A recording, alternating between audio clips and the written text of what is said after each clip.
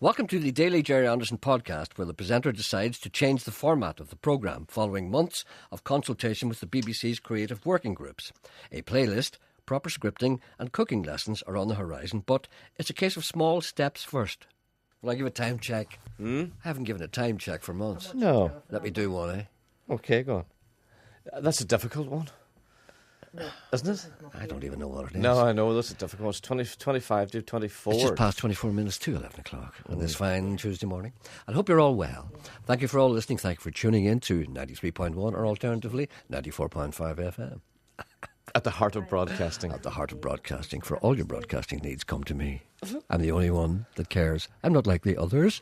The number to ring if you want to contact this programme is 08459 555 678. Email address is jerry.anderson@bbc.co.uk, and the text messaging service for those of you who are less than well is 81771 mentally, I mean. Listen now, congratulations to all concerned, and particularly, I never thought I'd hear myself saying this, congratulations to the Hole in the Wall gang. Now, I've been less than kind to the Hole in the Wall gang during the course of, give my head a piece. Yes. Because I didn't like it all that much. But I have to say that the last two films, last night and the night before that, about the horrendous story of Brendan Smith, was some breakthrough in filmmaking, I think, for BBC Northern Ireland. Congratulations to BBC Northern Ireland. And congratulations in particular to the Hole in the Wall gang, who directed, wrote and did the whole thing. What great brilliant. acting. Absolutely Great acting. brilliant. It's great to see Northern Ireland actors acting like normal people. Yes. Instead of talking like that all the time. Excellent. Hey, listen, Sean, I am going to make a film. Why don't you help me make a film? I'll write a script, and then perhaps we can read it to friends, and then maybe we'll get money to make this film. The presenter works selflessly and tirelessly to reunite his listeners with their wayward possessions, glasses, pets, wallets. But Mr. Coyle's obstructive attitudes get in the way of his good work. The presenter is in danger of being tripped up and thwarted. And she lost her glasses, all right? She went into a taxi outside Morrison's last Sunday night and went to Hollywood. She went into a taxi. She went into a taxi, yeah. What's wrong with that? There's nothing wrong with that. She got a taxi. She got a taxi? She went into, entered a taxi? You don't go into a taxi. What do you do, sit on the roof? Well, you go, oh, I must go into this taxi. I would say that. You would There's not. a taxi, I'm going into it. Who's that? Is that Janet there? Yes. Let her be the arbitrary person. Right. Janet, would you say I'm going into this taxi? That's okay. Of course it's okay. No, she's always on your side. Yeah. So the reason why she couldn't be on your side on that side, because she knows you're so patently wrong. And she had to side with me because she, out of desperation. She went into a taxi. She got a taxi. She got a taxi. No, I got a taxi and then I get into it. All right, you wouldn't get a taxi and not go into it. If I didn't like the driver, I wouldn't. Sometimes they don't like me either. I'm not taking you. Anyway, this young lady got into a taxi. Now, listen, please. I know that many taxi drivers can't help but listen to this programme because their radio is jammed on Radio Ulster by the PSNI. No, they'll be listening. So a lady lost her glasses. Very dear glasses, but they're not in a scabbard. My mother used to call her glasses case a scabbard.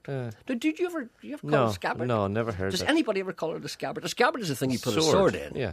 And she'd say, passes over me scabbard, she would say. What do you put a dagger into? No, it's starts with a D, does it? Darth. Dastardly person. Darth. What's Darth Brooks? No, there's something, it's different for a dagger. Anyway. A dirk, maybe. I don't know. A dirk is a dirk, not the thing you put down your sock. Oxter, yeah. No, you put down your sock. With So Ulster Scots, a dirk in your kilk. Anyway, a dirk in your the sock. scabbard. Put in your scabbard. It's great. I was at a wake the other day. And a man came in and said, "Who's that corp there?" I said, "It's an old friend of mine. And he died there recently." And he said, "I must pay respects to the corp lying there." And he went in and he said, "Hello, corp. What's the crack? What's it like there? I see there's pennies in your eyes there. That means you're red up. I'll tell you what. You know what I'd love now? I'd love a bit of snuff." But what he didn't know was that earlier on the man that he was talking to had gone out and seen an old pat of cow dung on the road. It was all dried up, with the sun there. And he bit it all up with one of them pestle and mortars. You know what a pestle and mortar is? And he dig it all up into a fine powder. This is cow dung now. And he put it into a bowl, right? And it was like powder, like snuff. And he put it up there with the snuff bees. And he said, "Johnny, go over and get yourself a pinch of snuff and sort yourself out." So Johnny went over. And he got a pinch of snuff and it was cow dung he was snuffing up. And after a while he said, "Boys, he said, that cow dung." No, he said... He said, boys, oh boys, that stuff's queer stuff. And he said, after a while, do you mind if I say something now? I know I'm with the corp and everything, but is there a smell of cow dung in this room? And he said, not at all, Johnny, there's no smell of cow dung in this room at all, and your imagination's gone riot. And then another man knocked on the door. This is him at the door. And it was Jim. Jim, come in. He said, Jim, come in. Hello. Come in, Jim, and sit yourself down. Get up into that, you evening brat, and let Mr. Maguire sit down. And he came in. He said, I'm just paying respects to the corp. And he said, the corp, he looks great. He looks great. And so he said, Jim, go over there and get yourself a pinch of snuff. So Jim goes over and says, there's the snuff there in the bowl. And he lifts his finger and he goes... So Jimmy, earlier on, John wasn't his name of the fella who took the snuff before, said, can I ask you this, Jim? You're just after taking that snuff there now. Am I right in saying that there's a smell of cow dung in this room? He said, not at all, there's no smell of cow dung in this room at all, not at all, not at all. I'll take another snuff of that. So he took another snuff of the dung and he said, oh, tell you what, boy, that's queer stuff. It fairly cleared my head. I can smell that horse dung now. Ah, ha, ha, ha. It's quite funny, isn't it? Jeepers. Mr. Coyle has been taking his new role as guardian of the English language very seriously, attempting to redesignate the correct terms for opticians everywhere. He will not succeed. He will be stopped. Do you know the wee story you told about your lost wallet in London? Oh, you mean yeah. Remember you lost your wallet in London? Yeah. And you told us you had £300 in it. It was 4 this morning. Yes. Anyway, yes, and I up the ante. Yes, and you were in a very nice restaurant. And stop it! And then I'm going to turn him off now. Sorry about that. I have to turn you off. This lady lost her glasses. Full in a pub in London, and you lost your wallet. This lady lost her glasses. She went into a taxi, as opposed to getting one outside Morrison. She went to Hollywood. The glasses have copper legs, much like your own. Legs? Copper, what did you call them? Arms. Arms. No, what are those things go around your ears? Arms. Janet. No, that's the frame. The frame's the glass. They're legs, Sean. Legs. They're arms. They're legs. I know the difference between a leg and an arm. I go out at night. Janice says they're arms. She's wrong. If you have a pair of glasses, the things that go over your ears. They're arms. They're not. What did I say? Must you bet? What did I say? You said arms. Arms. Do you want to put a little money on that? Yeah. Much. What? Tenner. Okay. Tenner, you're wrong. Yeah. That's legs, right? No, but the first person, see when people ring up now and tell me which one it is, how are you going to accept it? I'm going to phone an optician. You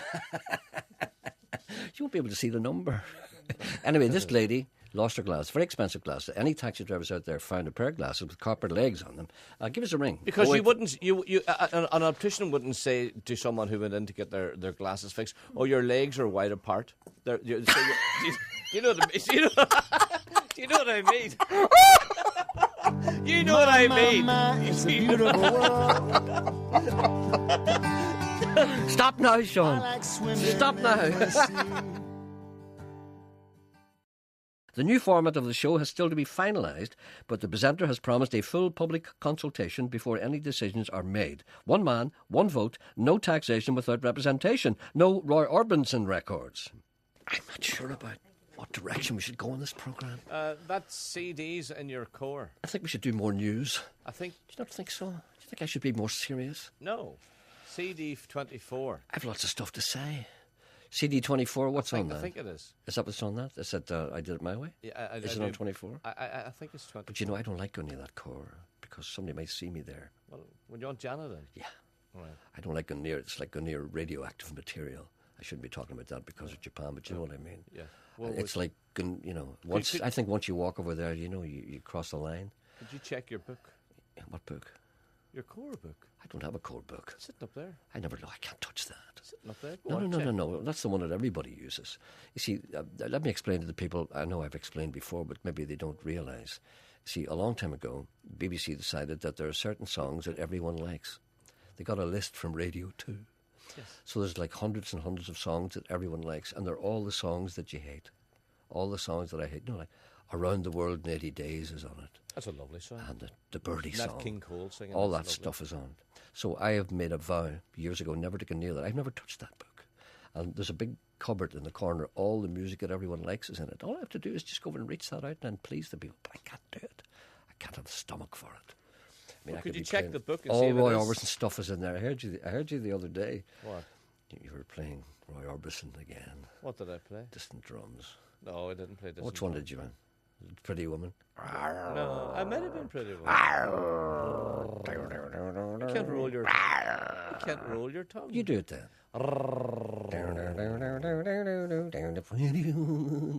Do it again. The presenter's attempt to win new listeners by playing the golden hits of yesteryear has fallen at the first hurdle. A disappointment for all concerned, but he will not be beaten, not when there's a drop of spit left in his mouth. When I bit off most, I'm sure you knew. Oh, I'm so sorry. What is wrong with this thing today? You never cleaned the CD. Oh, I'm sorry about that. Here, hold on a second. No, I really want to Because play it didn't start at the start either. You should have known. that. For God's sake. Oh, don't spit on it. Bit of spit and polish never hurt anything. Gee, this is technically probably not what you're supposed Why to do. won't you use the CD cleaner? Because I like to spit on it and then rub my jumper Why on would it. people have to use those CDs? Don't be so silly. Don't be such a pussy. Hold on a second. You spit all over the CD. I spit in the wrong one. I took out the wrong one and spit on it. See, you won't hear John Toll doing this. Don't rub it too hard. I'm rubbing it Don't. as much as I like. I'm going to put this on now, and I'm going to try and play this. And if it doesn't play, I really have to take it off again. See, that's Janet. Janet sabotaged it. I saw her. She scripted with her nail file before she gave it to me. It's saying welcome, look. Yeah, welcome. Thank you. Yes, welcome. And it says disc error now. What is going on here? For God's sake. Ken's been in here again, sabotaging the whole thing. Look, I won't even play it. Hold on a second. Welcome. Yes, welcome. Hello. Hello. Welcome. Ken's not speaking to you, by the way. I know he's not. Why should he? It's still saying welcome. Would you stop It's pushing not. it? It's not playing. It says disc error. There's something wrong with the disc. I apologise Why for did you this. put it in CD3? God. Where's CD3? In front of you. I know, but stop it. Well, I don't know how this works. Look, I'm pressing the thing and it's not opening. You don't... Oh. I'm pressing the thing and it's not opening. Is that the one you put straight in? It says open and close, and you press it and nothing happens. Look at that. Ken must have glued it shut. Look, listen to it. I'll try this top one again. Look, there's 3 CD players, not one of them working. That means you have to talk until 12 o'clock. What would happen if Wendy was here? Eh? What would happen? How would she take it? It says welcome again. Well, yes, hello. Welcome. Yes, hello. There's a call on one. Good to be here. Thank you for listening. Back tomorrow.